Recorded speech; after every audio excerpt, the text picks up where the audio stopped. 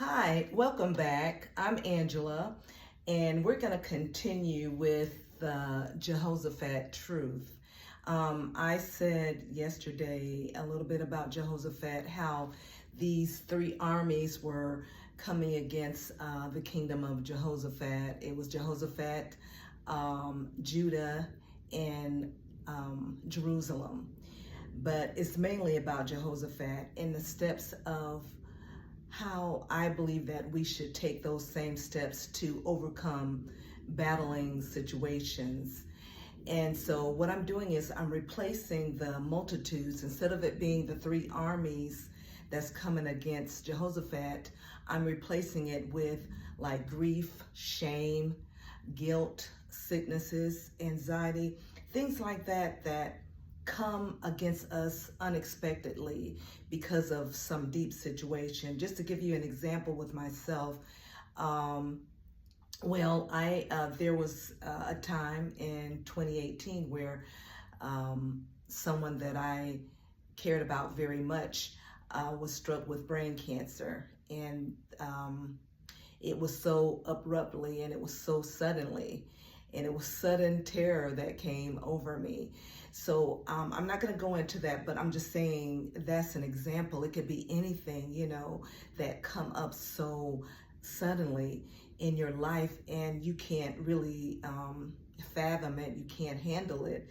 So, but anyway, what Jehoshaphat did was, it said that he feared, but he didn't turn to that fear.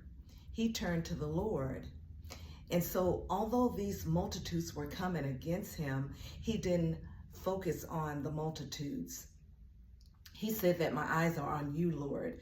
And I think that's something that we always have to keep in mind, is that when something suddenly come into our lives, we don't we don't have, through the flesh, there's nothing we could do, because the word says that the flesh profited nothing. There's nothing the flesh could do that could bring you relief, that could bring you victory. The flesh cannot do that.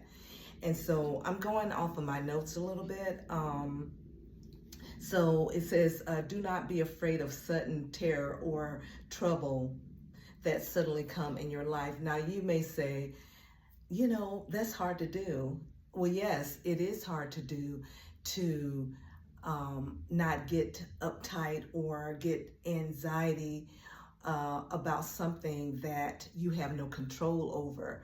But see, the reason why we may get off course is because we are looking to the flesh to solve the problem, and it will never solve the problem. You see, when I went through the crisis that I went through, I was trying to do both, but you really cannot do both. You're doing one or the other.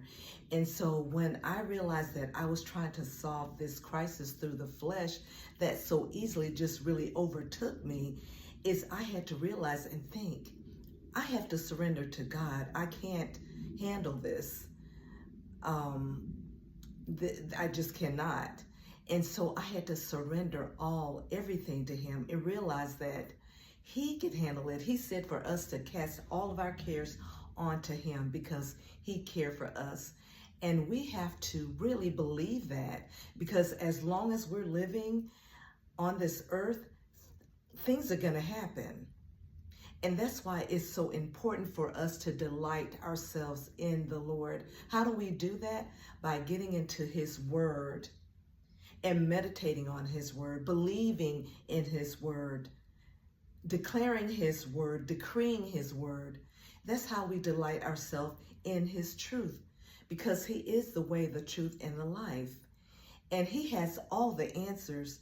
After all, he did spoke everything into existence. And we're to do the same thing, because the word says, as he is, so are we. And so I just want to wrap this up. These are just little small segments to help you in every situation that just totally comes into your life, and it seems like your life is just totally over. But I want you to know that your life is never over, because you have the life of Christ who lives on the inside of you. Okay? So greater is he that is in you than he that is in the world. So know that when any type of terror, any type of multitude of weakness, because when we're weak, he is strong. And always remember that he is not wanting us to be perfect or to be strong. We should always know that we're only strong in the Lord and in his word only. Okay? So we're going to come back tomorrow.